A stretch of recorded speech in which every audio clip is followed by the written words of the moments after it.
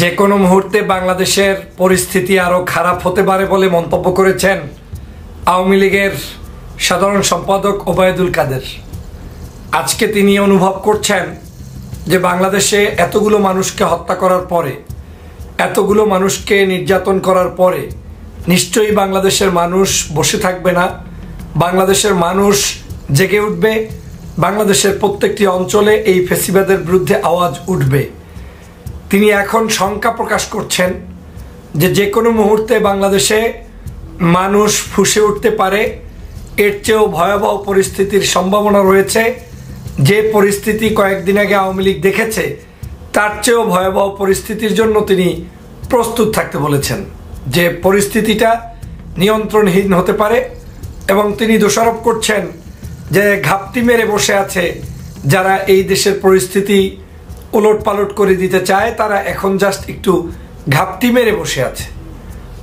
এই নির্দয়, এই পাষণ্ড মানুষগুলো কতটা নির্যাতন করে আমার ভাইদেরকে হত্যা করেছে, কতটা নিপীড়ন করে বাংলাদেশের এই প্রথম স্বাধীনতা থেকে শুরু করে আজ পর্যন্ত এই অল্প সময়ের মধ্যে এত মানুষ, যেটা পত্রপত্রিকা বলছে সেই হিসাবে এতগুলো মানুষ কোনোদিন কোনো জায়গায় একসাথে শাহাদাত বরণ করে নাই, মৃত্যুবরণ করে নাই। কিন্তু এই আওয়ামী লীগ একজন শিক্ষার্থী যখন বুক পেতে দিয়েছে তখনও গুলি করেছে, শিক্ষার্থী যখন রাস্তায় মিছিল করেছে তখনও তাকে গুলি করেছে। আর গুলিটা হয়ে গিয়েছে বাংলাদেশে এখন এমন একটি পণ্যের মতো, মানে স্বাভাবিক জিনিস, যেটা আপনি রাস্তা থেকে যে কোনো কিছু কিনে খেলে যতটুকু কষ্ট তার চাইতে গুলি খাইতে কষ্ট কম। এই হচ্ছে আমার সোনার বাংলাদেশ। আজকের ওবায়দুল কাদেরদের ভীতির সঞ্চয় হয়েছে, তাদের ভিতরটা মূলত শেষ হয়ে গিয়েছে। এখন শুধুমাত্র আস্ফালন করে টিকে আছে। জনগণকে গুলি করে টিকে থাকা যে যায় না, এটা ওবায়দুল কাদের সহ তার দলের নেতারা ভালো করে জানেন যে এইরকম করে স্বৈরশাসক কোনোদিন টিকতে পারে না। যেটা আওয়ামী লীগ রচিত করেছে এটা আওয়ামী লীগের জন্য নয়, শুধু সমগ্র বাংলাদেশের জন্য একটি কলঙ্কজনক অধ্যায় হিসেবে রচিত হয়ে থাকবে। এটা কোনো সুস্থ মস্তিষ্কের ভালো মানুষ কোনোদিন এটা মেনে নিতে পারে না। কিন্তু এখন আওয়ামী লীগ মূলত যা করে ফেলেছে, এই পাপ তাদেরকে ঘিরে ধরেছে, যে কারণে ওবায়দুল কাদের এখন শঙ্কা প্রকাশ করছেন যে কোনো মুহূর্তে এর চেয়ে ভয়াবহ রূপ ধারণ করতে পারে। হ্যাঁ, যে কোনো মুহূর্তেই ভয়াবহ রূপ ধারণ করবে, এটা আবার শঙ্কার কি আছে? এটা তো বাস্তব সত্য কথা। আমি বলে দিলাম যে বাংলাদেশের যে কোনো মুহূর্তে এর চেয়েও ভয়াল রূপ আপনারা দেখতে পাবেন। অন্যায় তো কিছু নাই, কারণ সমগ্র বাংলাদেশের মানুষ আপনাদের থেকে মুক্তি চায়। এই দেশের নিরপরাধ মানুষগুলো আপনাদের কাছে জিম্মি। আপনারা তাদেরকে অধিকার বঞ্চিত করেছেন, আপনারা তাদেরকে শোষণ করছেন, নিষ্ঠুরতার চূড়ান্ত পর্যায়ে গিয়েছেন। আপনার প্রধানমন্ত্রী থেকে শুরু করে আপনাদের সবাই মিলে জনতার সাথে ঠাট্টা বিদ্রুপ করছেন। 200-300 মানুষ মারার পরে, কেউ বলছে হাজারের কাছাকাছি মানুষ মৃত্যুবরণ করার পরেও আপনারা খেলখেলিয়ে মেট্রো রেলে গিয়ে কান্না করেন, কিন্তু আমার এই মানুষগুলোর জন্য আপনাদের চোখে পানি আসে না। আর আসবে কি করে? আপনি হুকুম দিয়ে হত্যা করিয়েছেন, সেখানে তো পানি আসার কথা না। আজকের সে কারণে আপনি ওবায়দুল কাদের ঠিকই বলেছেন, যে কোনো মুহূর্তে বাংলাদেশ ওর চেয়ে ভয়ানক পরিস্থিতি হবে। এটা আপনাকে মাথায় রেখেই চলতে হবে।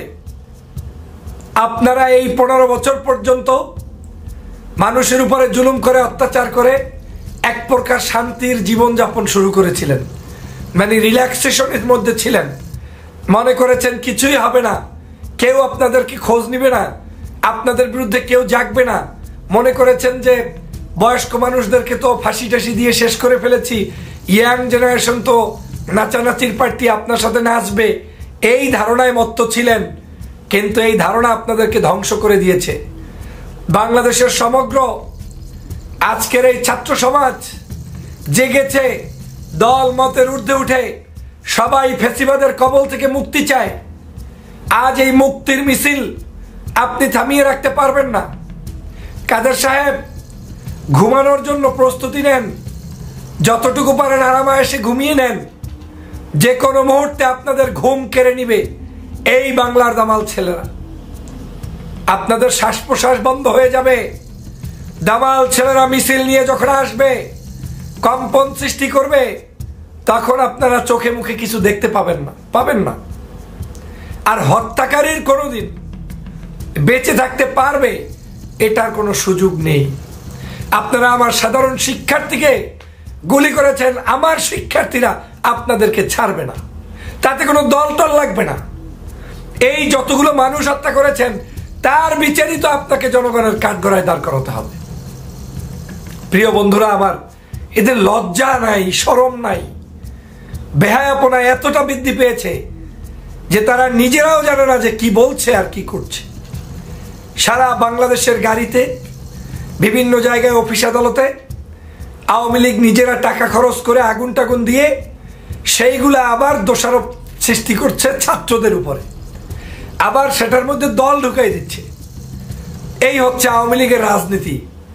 যারা নিজেরাই মিথ্যার উপরে প্রতিষ্ঠিত, যারা নিজেরাই অন্যায়ের উপরে প্রতিষ্ঠিত, যারা সব সময় সকাল সন্ধ্যা মিথ্যা কথা না বললে তাদের ঘুম হয় না, সেই আওয়ামী লীগ আজকের এই অবস্থার সৃষ্টি করেছে। প্রিয় বন্ধুরা আমার, আমি মনে করি বাংলাদেশের সকল ক্ষত যদি মানুষ ভুলে যায়, একটি ক্ষত কোনোদিন ভুলে যাবে না, সেটি হচ্ছে বাংলাদেশের এই ছাত্রদের উপরে বর্বরচিত হামলা।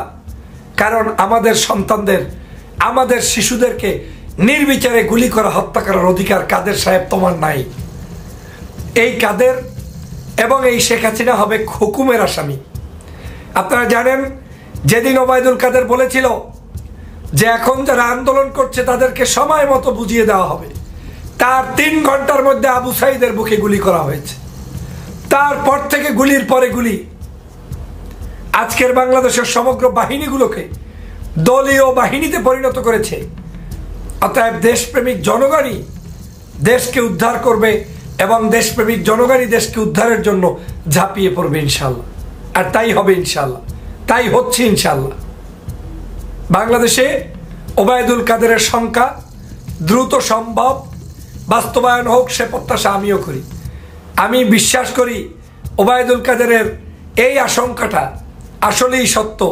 ওবায়দুল কাদের যেটা চিন্তা করছেন যে এখন সবাই একটু থমথমে আছে, যে কোনো মুহূর্তে চেয়ে ভয়াবহ পরিস্থিতি হবে, এটার জন্যই আমি দোয়া করি।